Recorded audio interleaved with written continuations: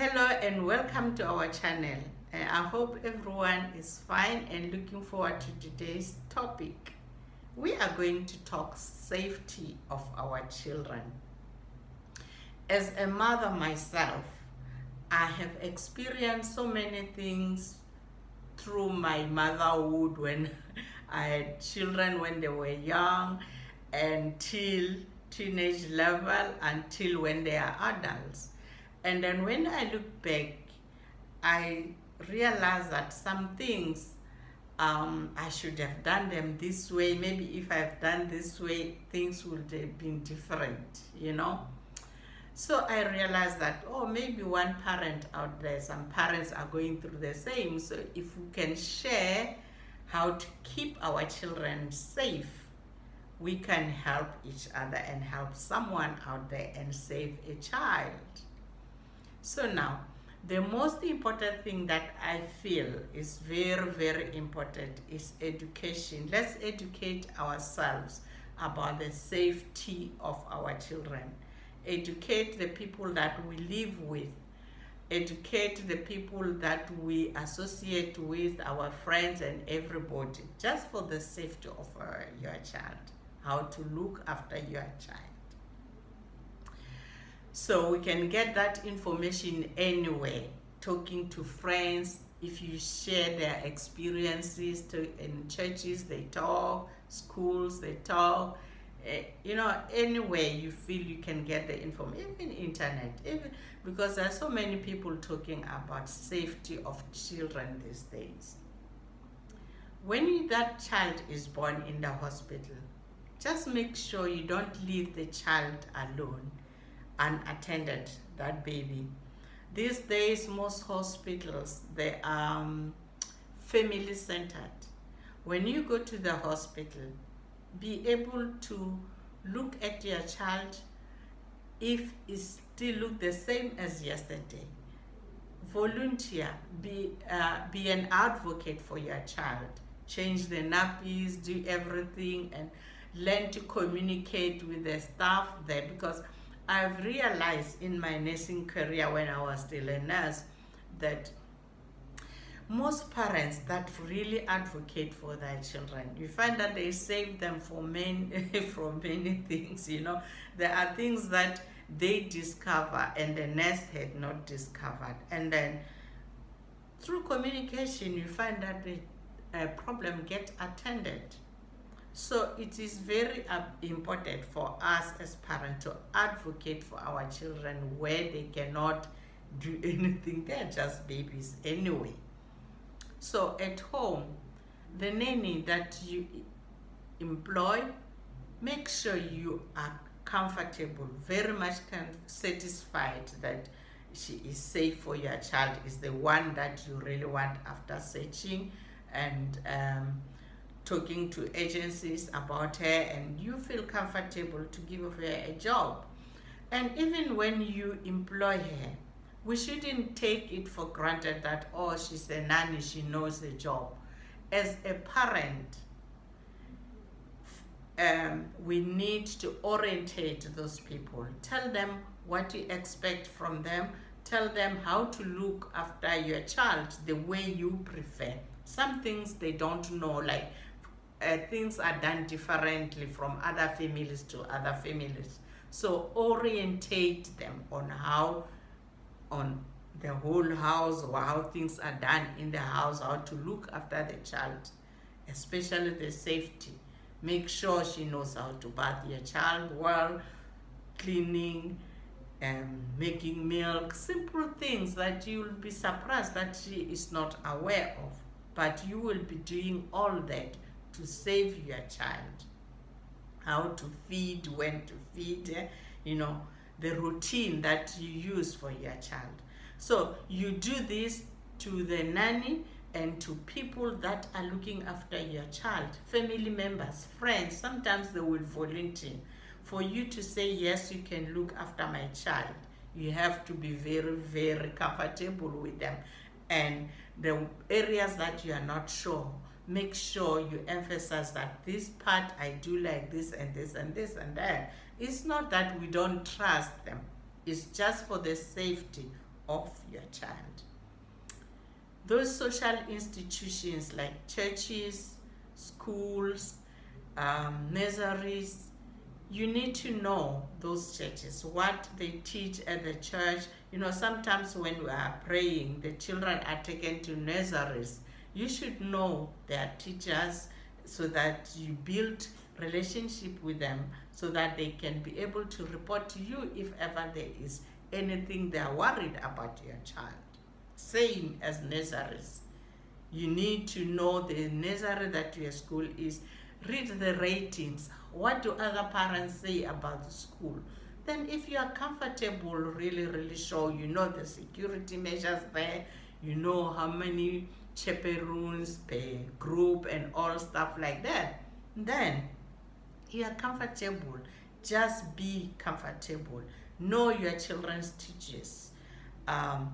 Build the relationship with them so that they are able to communicate with you things that they are not happy about your child, unfamiliar things that they feel they need to report, and you as well have confidence with them that this and this, if you see things that you are not happy about your child, you should be able to communicate with them. And then the friends that she has at school, their parents, who are they, where do they live, and all stuff like that. In public areas, really don't even blink, because those toddlers, they run around like mad. Before you know they are there, before you know, sometimes it's very advisable to use a leash. I see some parents use that because they try to control them.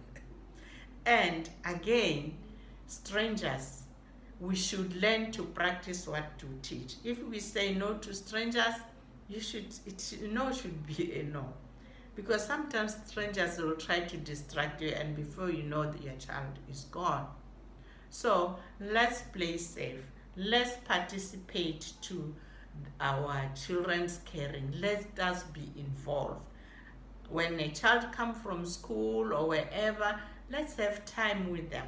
Tell them stories. You will be able to hear how their day was and all stuff like that, and learn them. There are so many things that they can happen at home, injuries. Make sure the house is safe. Some people put stairs, gates at the stairs so that they don't fall around, because children fall, they try to crawl, others they just roll and fall down, Others, those teenagers, not teenagers, those under 5s, again, they like testing things, Before you know, they've drank all the bottle of paracetamol that you left somewhere there. Some, they even climb on the small chairs to try to get something because they saw daddy drinking something, which was beer maybe or whatever, and they want to taste.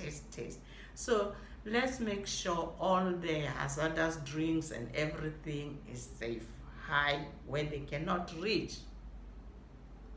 So now, there are so many things we can talk about safety of our babies and toddlers. We just have to educate ourselves, as I said before. Same as teenage girls. Teenagers, they are still children. If we learn to communicate with our children or our babies from the childhood, we have to carry on with that communication and be involved in their life until they are adults. That transitional stage, they really need us as parents to tell them about adulthood. That transition, like we tell them about periods, they should hear all this first time from us as parents. We teach them about teenage pregnancies, we teach them about bullying, we teach them about all things related to teenagers, peer group pressures that they might be exposed to. Teach them about drugs. Teach them, when they talk about things like that on the internet, let's not switch off. Let's ask them how they feel about this and what do they know, because children nowadays, they know more better than us.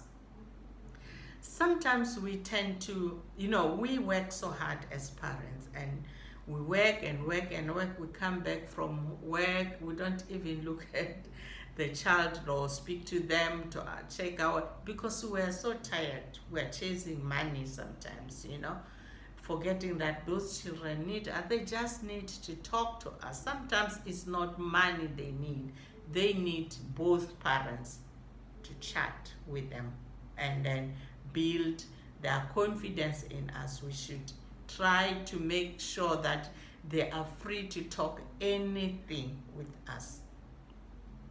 Sometimes we tend to, especially I'm guilty myself, like we leave our children with our mothers at home, back home, and go to work abroad.